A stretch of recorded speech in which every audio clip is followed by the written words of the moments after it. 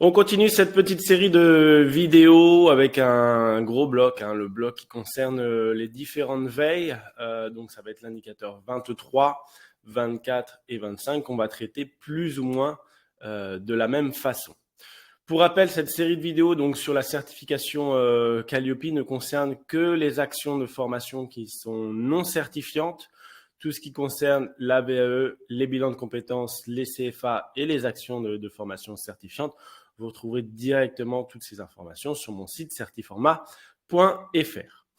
Pour commencer donc avec cet indicateur 23, on va regarder directement dans le guide ce qui est proposé. Donc en description de l'indicateur dans l'encadré bleu, le prestataire réalise une veille légale et réglementaire sur le champ de la formation professionnelle et en exploite les enseignements. Niveau attendu, démontrer la mise en place d'une veille légale et réglementaire, sa prise en compte par le prestataire et sa communication en interne. Donc on le voit assez rapidement, il y a deux choses à faire. La première, c'est réaliser une veille légale et réglementaire. Deuxième chose à faire, c'est en exploiter les enseignements. Donc qu'est-ce qu'on en fait une fois qu'on a réalisé cette veille ? Niveau attendu, c'est quelque chose de nouveau qui a été rajouté dans le dernier référentiel. Avant, il fallait juste démontrer la mise en place d'une veille légale et réglementaire. Maintenant, il faut également montrer sa prise en compte par les prestataires. Donc, c'est plus ou moins l'exploitation des enseignements, mais surtout sa communication en interne. Donc, ça, c'est quelque chose de nouveau. Donc, on va axer aussi l'indicateur sur cette partie-là.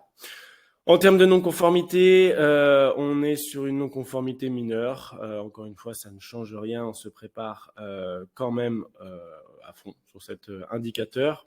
L'idée, c'est de ne pas avoir de non-conformité à la fin. Aucune obligation différente pour les sous-traitants. Et en termes d'exemple d'éléments de preuve, c'est tout ce qu'on va retrouver au niveau des abonnements, des adhésions, participation à des salons professionnels, conférences, groupes, normatives, veille réglementaire. C'est vraiment tout ce qui concerne tout ce que vous pouvez montrer pour justement prouver à l'auditeur que vous vous renseignez sur le légal et réglementaire sur la formation professionnelle. Si on retourne au PDF de présentation. Première définition déjà de l'AFNOR, l'Association française de normalisation.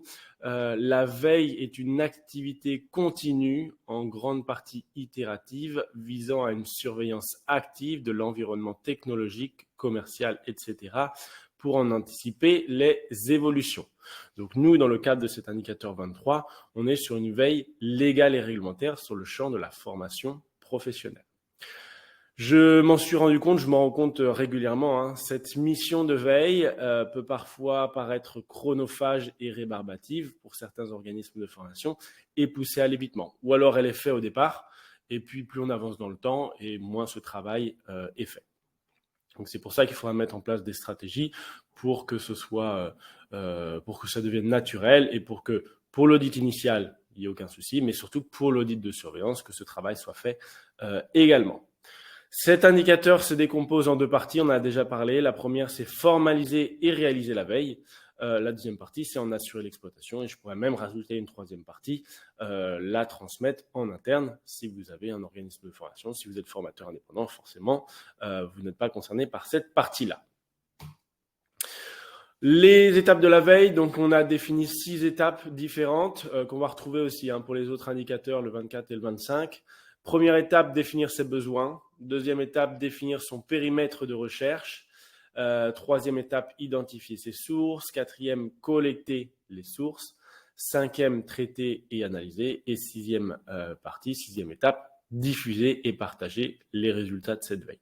Donc pour les prochaines diapositives, on va s'appuyer sur ces étapes pour construire petit à petit notre veille légale et réglementaire. Première étape, définir ses besoins. Donc, quel domaine ou source surveiller. C'est simple, c'est demandé pour cet indicateur 23. Veille légale et réglementaire sur le champ de la formation professionnelle. Donc, c'est tout ce qui concerne le NDA, c'est tout ce qui concerne Calliope, les financements CPF. Qu'est-ce que ça peut être voilà, tous les changements vraiment qui concernent le légal et réglementaire sur la formation professionnelle. Il y a aussi tout ce qui concerne le règlement intérieur. Enfin, voilà, toutes ces choses-là, ça fait partie de cet indicateur 23. Pour quelle finalité? Se mettre en conformité, c'est le plus important. Détecter aussi des opportunités, éventuellement des menaces. Surveiller, anticiper les évolutions de l'environnement, prendre une décision stratégique. Donc voilà, il y a plein de finalités dans la réalisation de cette veille légale et réglementaire. Combien de temps vais-je y consacrer? Donc ça, pour moi, c'est hyper important. Comme je vous le disais, généralement, ce travail-là, il est fait pour l'audit initial, puisqu'il faut le faire. Et puis, plus on avance, plus vous avez d'autres choses à faire et on réalise plus la veille. Donc, c'est pour ça que c'est important pour moi, selon moi, de consacrer du temps par semaine, par mois, par ce que vous voulez, mais vraiment consacrer du temps dans la réalisation de cette veille. J'ai mis 1 heure par semaine, tous les jeudis matins de 9h à 10h. Bon, généralement, c'est là où c'est plus ou moins creux. À vous de déterminer le créneau idéal. Hein. J'ai mis aussi 1 heure. Peut-être pas besoin de passer 1 heure par semaine. Mais pour l'ensemble des veilles, qui pour moi doivent être plus ou moins traitées en même temps, on verra par la suite. Mais c'est bien de dédier du temps, encore une fois, par semaine ou par mois, et de le mettre surtout dans l'emploi du temps. Définir son périmètre de recherche, donc quelle évolution sur la réglementation de la formation professionnelle, également évolution de la réglementation des entreprises, puisque les organismes de formation sont des entreprises, donc c'est important de ne pas oublier cette thématique-là non plus. Quels mots-clés? Ça, c'est à vous de chercher. Hein. Ça peut être Calliope, ça peut être formation, ça peut être réglementation. Ce sont que des exemples. L'idée pour vous, c'est vraiment de trouver les bons mots-clés pour rester vraiment au fait de tout ce qui se passe dans la formation en termes de légal et réglementaire. Identifier ses sources, donc où chercher l'information. Petite recommandation au pluriel. Johan Vidalenk sur LinkedIn, qui est une source d'information incroyable. Donc pour le légal et réglementaire, c'est top. Pour les autres veilles aussi. Je vous conseille vraiment d'aller le suivre sur LinkedIn. Jimmy Martin aussi, qui est le responsable de l'organisme certificateur Certifopac, qui partage des informations toujours très pertinentes également. Centre Info, 3 petits points. Voilà. À vous de chercher les bonnes sources d'informations, mais déjà avec ces trois sources-là sur LinkedIn, vous allez voir que pas mal du travail va être fait. Amalia Certiforma, donc ça c'est mes sites internet où je vais être de plus en plus actif justement sur la veille légale et réglementaire. Formalert aussi, qui est très bonne source. En fait, il faut s'inscrire et vous recevez 1 fois par semaine, je crois que c'est le mercredi, toutes les informations, c'est une newsletter, toutes les informations sur ce que vous avez choisi. Donc, ça peut être le légal et réglementaire, ça peut être pédagogie et technologie, indicateur 25, qu'on verra juste après. Donc, très bonne source également. Centre Info, donc que ce soit sur LinkedIn ou sur leur site internet, ou encore une fois, autres 3 petits points. À vous d'aller chercher et d'aller identifier les sources qui peuvent vous aider pour la réalisation de cette veille légale et réglementaire. 2 questions à se poser avant d'identifier la source ou de valider la source. Ma source est-elle fiable, pertinente, de qualité? Et ma source publie-t-elle régulièrement? C'est aussi important parce que si vous avez que la moitié des informations, parce que ce travail de veille est fait qu'un mois sur 3, bon, c'est peut-être pas une source qui est fiable. 4e étape, collecter les informations, collecter les sources. Soit vous utilisez la méthode manuelle, méthode pull, soit automatisé push. Donc manuel, c'est vous qui allez chercher l'information, notamment voilà, un créneau dédié 1 fois par semaine, où c'est vous qui allez de site en site voir chercher l'information.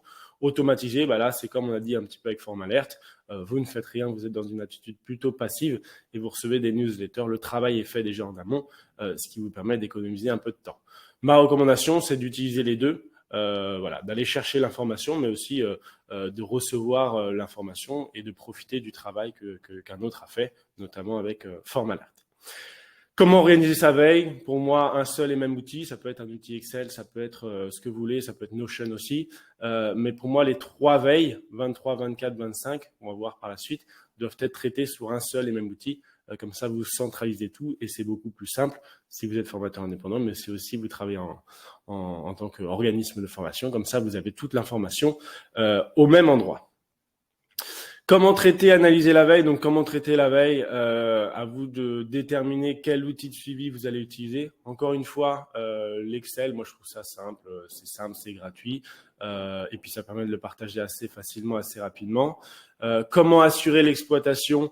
Ça, c'est important aussi. C'est une question qu'il faut se poser puisque le travail ne se limite pas à la réalisation de la veille, mais il faut en assurer aussi l'exploitation. Donc, comment vous faites? Est-ce que vous partagez cette veille lors de réunions hebdomadaires, mensuelles, trimestrielles? À vous de vous poser la question. Et surtout, quelle traçabilité des actions? Vous avez, je vais prendre un exemple, hein, vous réalisez votre veille légale et réglementaire, vous vous rendez compte que pour obtenir des financements OPCO, il faut la certification Calliope. OK, qu'est-ce qu'on en fait après? Qui s'en occupe et comment on trace cette action d'obtention de la certification Calliope? Donc, cette partie traçabilité est importante pour les veilles, mais c'est aussi important, comme on l'a vu, pour chacun des indicateurs Calliope. Dernière partie, on diffuse et on partage l'information. Donc, comment on diffuse l'information? Ça peut être sur quel outil? Ça peut être Slack, ça peut être Notion, ça peut être des mails, ça peut être aussi un Drive, ça peut être sur l'outil Excel, mettre une petite coche, est-ce que ça a bien été lu par un tel, un tel, un tel? Voilà, c'est des solutions assez simples, mais qui permettent de s'assurer que les résultats de cette veille ont bien été diffusés et partagés à l'ensemble des membres de l'organisme de formation. Et d'ailleurs, cette question, à qui diffuser l'information, on peut se la poser aussi. Est-ce que on la diffuse seulement ce qui concerne le légal et réglementaire à tel pôle, ou est-ce qu'on le diffuse à tous ceux qui travaillent dans l'organisme de formation? Est-ce qu'on inclut aussi les sous-traitants? Ça, c'est des questions que vous devez vous poser quand vous pensez à la diffusion de l'information, diffusion de la veille. Comment je peux vous aider donc sur cette partie-là, sur cet indicateur et sur ces indicateurs veille avec le pack de documents Certiformat? Vous allez retrouver pas mal de choses. Vous allez retrouver un système de veille qui vraiment permet de cadrer la veille et d'être sûr de la faire durer dans le temps. Vous avez un process veille, vous avez un document de suivi, donc ça c'est vraiment le document le plus important, un document Excel qui permet de centraliser toute la veille et permet de s'assurer que que l'exploitation a été réalisée, qu'est-ce que vous en faites, et surtout de s'assurer que tout le monde a bien pris connaissance des différents moments de veille. Pas mal de fiches d'outils aussi pour préparer. Encore une fois, hein, c'est un indicateur, ce sont des indicateurs sur la veille. C'est facile, mais c'est bien fait au départ et ensuite ça a tendance à être laissé de côté. Donc c'est important d'utiliser les bonnes méthodes dès le début pour être sûr de bien réaliser cette veille.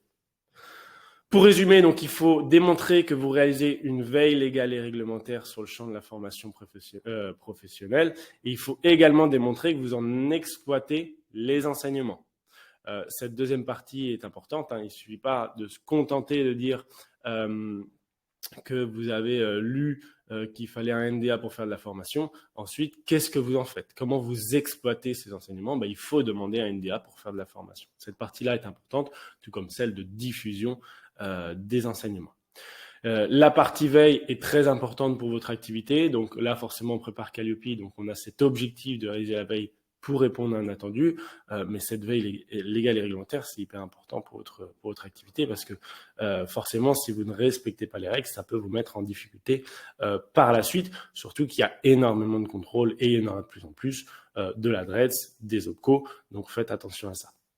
Pensez aux éléments de preuve. Meilleur élément de preuve, c'est l'Excel. Ça peut être aussi, si vous abonnez à FortBalert, ça peut être les newsletters que vous recevez. Et ensuite, toute la partie traitement de cette veille. Donc voilà, bien penser aux éléments de preuve pour cet indicateur 23. Mes recommandations, nommer un référent veille, c'est hyper important. Comme je vous disais, ce travail-là, il est fait au départ et puis petit à petit, il est oublié. Donc, si vous nommez un référent veille qui a cette mission-là d'organiser la veille, normalement, ça ne devrait pas poser de problème. Surtout si vous arrivez également à définir des créneaux hebdomadaires ou mensuels. Ça, vous le bloquez dans votre agenda. Vous savez que le premier jeudi du mois, de 9h à 10h, vous devez réaliser la veille. Donc voilà, ça c'est important selon moi. Automatiser votre veille, comme je vous disais, aller chercher l'information, mais pensez aussi à recevoir, à vous inscrire à des newsletters. Comme ça, ce premier travail est déjà fait, ce qui vous permet de gagner aussi un peu de temps sur cette partie-là. Centraliser toute la partie veille sur un seul et même outil. Ça, c'est ce qui est, selon moi, le mieux. Vous allez voir, hein, on attaque une série de 3 indicateurs sur la veille. Veille légale et réglementaire, veille sur les métiers, indicateur 24, et veille sur les innovations pédagogiques et technologiques sur l'indicateur 25. Pour moi, il faut tout regrouper dans un seul et même outil. Comme ça, voilà, vous avez tout au même endroit et c'est ce qu'il y a de plus simple. Partagez le résultat de cette veille, que ce soit en interne ou en externe, à vous de décider. Mais c'est important de partager le résultat de cette veille. C'est quelque chose de nouveau dans le référentiel. Donc vraiment, les auditeurs seront vigilants aussi sur cette partie-là. Voilà, comment je peux vous aider pour cet indicateur et plus globalement pour toute la certification Calliope. Vous avez sur le site Certiformat, vous avez des packs de documents prêts à l'emploi, 200 outils et process qui sont personnalisables avec des documents qui sont conformes aux attentes des organismes certificateurs et qui sont régulièrement mis à jour aussi. C'est important, surtout qu'avec la certification Calliope, on voit qu'il y a pas mal de nouvelles attentes, de nouveaux changements, donc c'est important d'être à jour. Et surtout sur les documents, vous allez retrouver des conseils et des recommandations qui viennent compléter ce que vous avez eu en vidéo.